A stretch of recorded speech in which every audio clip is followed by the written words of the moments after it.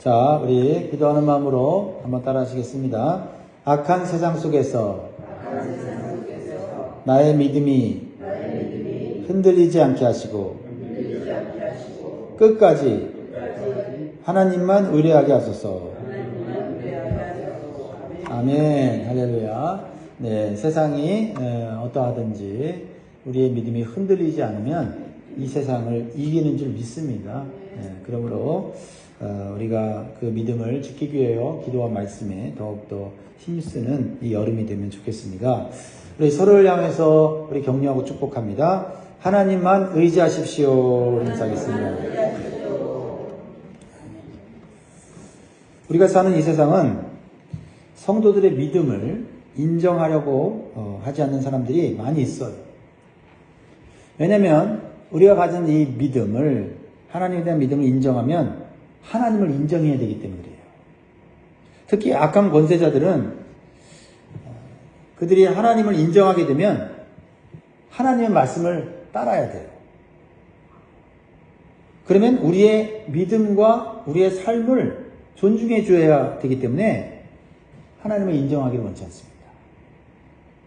더 깊은 속내는 하나님을 인정하고 하나님 말씀을 따르게 되면 자신들이 가진 권세와 힘을 제대로 누릴 수 없기 때문에 그런 거죠. 자신들의 권세를 과시하고 육신의 욕심과 쾌락을 마음껏 누리기 위해서는 하나님을 믿는 성도들의 그 믿음을 부정해야 돼요. 그리고 하나님을 의지하지 못하도록, 하나님은 없다라고 해야 되는 것입니다. 그래서 성도들의 믿음을 흔들어 놓는 협박과 유혹과 조롱을 통해서 자신들의 권세 아래에서 우리 성도들의 삶을 통제하려고 한다라는 겁니다. 우리가 그것을 영적으로 볼 수 있어야 돼요. 우리 세상이 그렇지 않습니까? 오늘 본문을 통해 악한 세력들이 하나님을 믿는 성도들을 이런 방식으로 공격해 올 때 어떻게 대처해야 되는지를 우리에게 교훈을 주고 있어요. 오늘 본문의 배경은 강대국 아수르 왕이 남유다를 침공하여서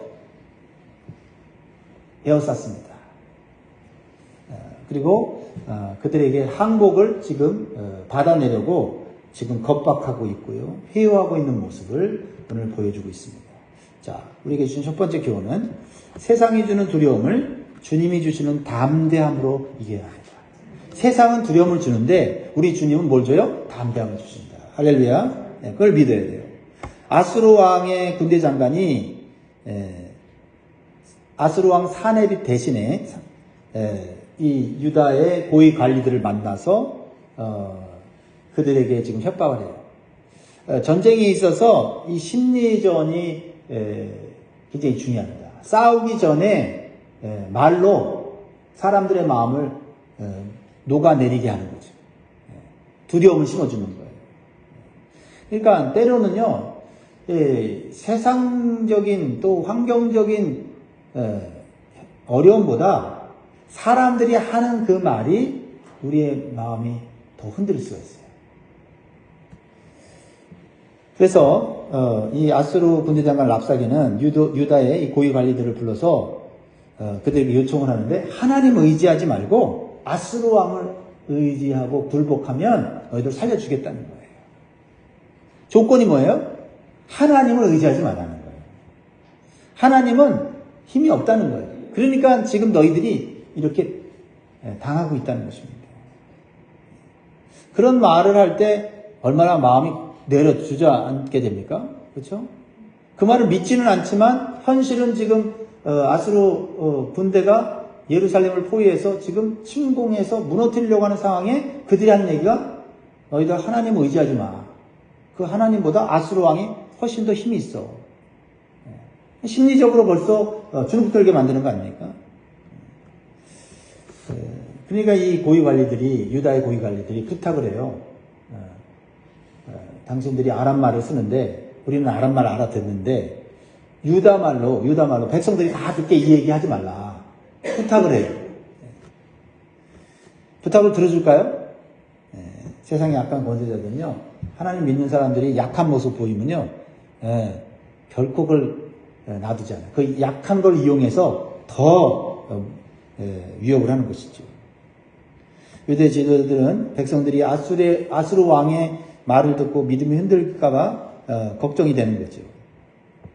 자, 그래서 26절 보면 hil기야의 아들 엘리야김과 셈나와 요아가 랍사게에게 이르되 우리가 알아듣겠사오니 청하건대 아람말로 당신의 종들에게 말씀하시고 성 위에 있는 백성이 듣는 가운데서 유다말로 우리에게 말씀하지 마옵소서. 이렇게 하는 거예요. 여러분 기억하십시오. 악한 세력은 성도가 두려워하면 기세가 더 등등해진다.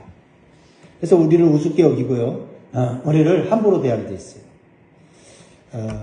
그러자 랍사게는 유다 나라의 고위 관리들의 요청을 받아들이지 않고 유다 말로 크게 백성들이 듣는 데서 더 소리를 치는 거예요. 그래서 이렇게 조롱을 하면서 말합니다. 27절에 랍사게가 그에게 이르되 내 주께서 내 주와 내게만 이 말을 하라고 나를 보내신 것이냐? 성 위에 앉은 사람들도 너희와 함께 자신의 대변을 먹게 하고 자신의 소변을 마시게 하신 것이 아니냐 하고. 이게 무슨 말이에요? 대변을 먹고 소변을 먹는다는 거예요. 지금 예루살렘이 지금 이 아수르 군대에 둘러싸여 있잖아요. 그러면 이제 먹는 양식도 떨어질 거고 또 성 안에 물도 없어지면 뭘 먹겠어요? 예, 극기야는 대변과 소변을 먹는다는 거예요. 그만큼 이거는 이 심리적으로 벌써 사람들의 마음을 주눅들게 하고 두렵게 만드는 것이죠. 그러면서 사람의 말을, 세상의 말을, 마귀의 말을 듣도록 만드는 거예요. 28절에 랍사게가 드디어 일어나서 유다 말로 크게 소리질러 불러 이르되 너희는 대왕 아수르 왕의 말씀을 들으라. 정말 우리는 하나님을 대왕으로 모십니다. 근데 세상은 우리가 조금 때때로 좀 약해지고 또 초라해지면 그 틈을 이용해서 너희들 꼬라지를 봐라. 너희가 믿는 하나님이 너를 좀 도와주고 있느냐 하면서 내 말을 들으라. 돈이 최고다. 권력이 최고다. 이러면서 우리를 주눅되게 한다 이 말이에요. 이때 우리의 마음속에 두려움이 생기면요. 지는 거예요. 그래서 두려움이 생길 때 우리는 하나님 앞에 나아가야 돼요. 주님께 나아가야 돼요. 하나님이 주시는 것은 두려운 마음이 아니라 담대한 마음인 줄 믿습니다. 세상이 주는 두려움에 빠지면 우리는 싸움을 시작하기 전에, 영적 싸움을 시작하기 전에 이미 사기가 떨어지고 낙심하게 되고 결국은 실패하게 되는 거예요. 그러니까 아직 죽지 않았으면, 아직 실패하지 않았으면, 아니 실패했을지라도 하나님에 대한 믿음을 잃지 않으면 우리는 사는 거예요. 승리하는 거예요. 두려움에 빠지면 지는 겁니다. 두 번째로 주시는 교훈은 세상이 주는 의심을 믿음으로 이겨내야 됩니다. 세상은요 우리에게 의심을 줘요. 마귀는요 우리에게 의심을 줍니다. 의심은 뭐예요? 마음을 갈라놓는 거잖아요. 그죠? 갈라놓는 거예요.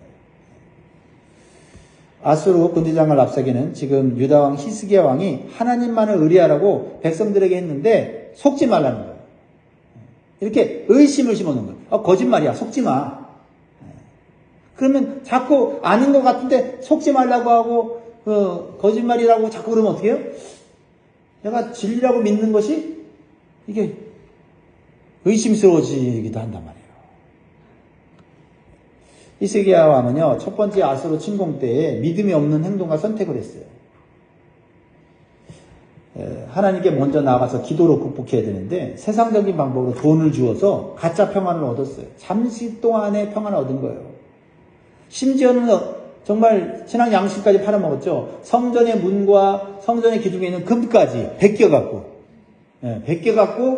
갖다 바친 거예요. 그거는 신앙을 팔아먹은 겁니다. 사람을 의지한 거예요.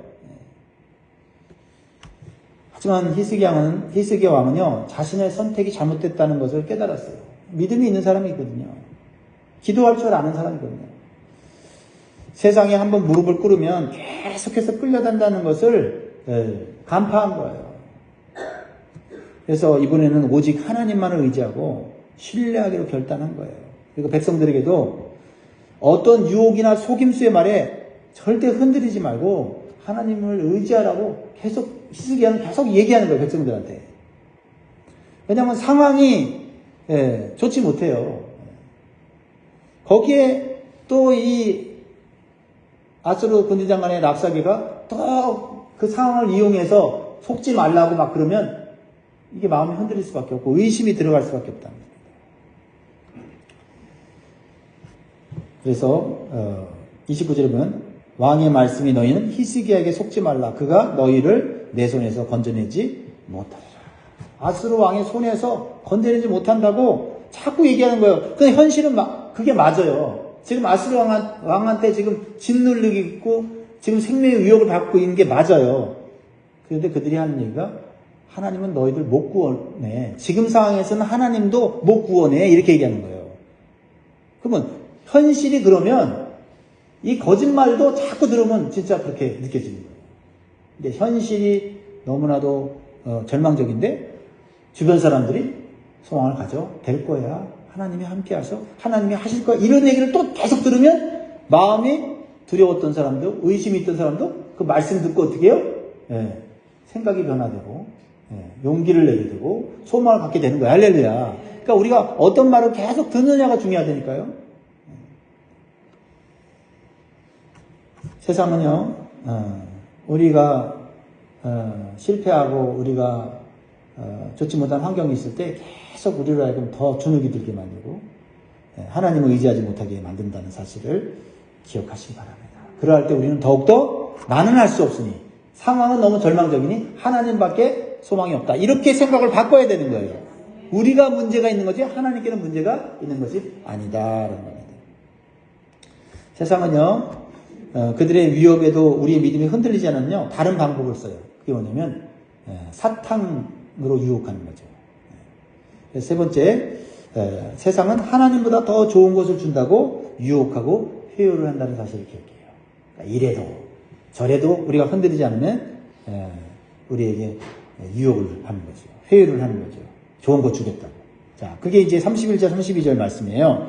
너희는 히스기야의 말을 듣지 말라. 아수르 왕의 말씀이 너희는 내게 항복하고 내게로 나오라. 그리하고 너희는 각각 그의 포도와 무화과를 먹고 또한 각각 자기의 우물의 물을 마시라. 32절 같이 읽습니다. 시작. 내가 장차 와서 너희를 한 지방으로 옮기리니 그곳은 너희 본토와 같은 지방 곧 곡식과 포도주가 있는 지방이요 떡과 포도원이 있는 지방이요 기름나는 감람과 꿀이 있는 지방이라. 너희가 살고 죽지 아니하리라. 히스기야가 너희를 설득하여 이르기를 여호와께서 우리를 건지시리라 하여도 히스기야에게 듣지 말라. 그럼 많은 성도들이 핍박에는 잘 무너지지 않아요. 웬만하면. 근데 물질의 유혹 앞에서는 쉽게 무너지는 것을 보게 돼요. 힘 있는 자들이 눈에 보이는 세상의 안락과 물질적인 보상을 준다고 하면 예수 믿는 사람들도요, 그 유혹에 자신의 믿음을 저버리는 경우가 있더라라는 겁니다. 우리는 이 땅의 것보다 하나님께서 주시는 하늘의 것이 더 가치 있고 영원하다는 것을 마음에 새겨야 돼요. 그래야 이 땅이 달콤한 물질로 유혹한다고 해도 내가 믿음과는 안 바꿔먹겠다. 믿음과는 안 바꾸겠다. 내 신앙과는 내가 바꿔먹지 않겠다. 이런 결단을 해야 돼요. 결단만으로는 안 돼요. 목표가 있고 소망이 있어야 돼요. 나는 하나님의 나라에 더 풍성한 하나님의 축복이 예비되어 있다. 그러면 유혹을 이겨낼 수가 있는 것입니다. 네 번째로, 세상이 우리의 믿음을 무시하고 조롱할 때 침묵할 수 있습니다.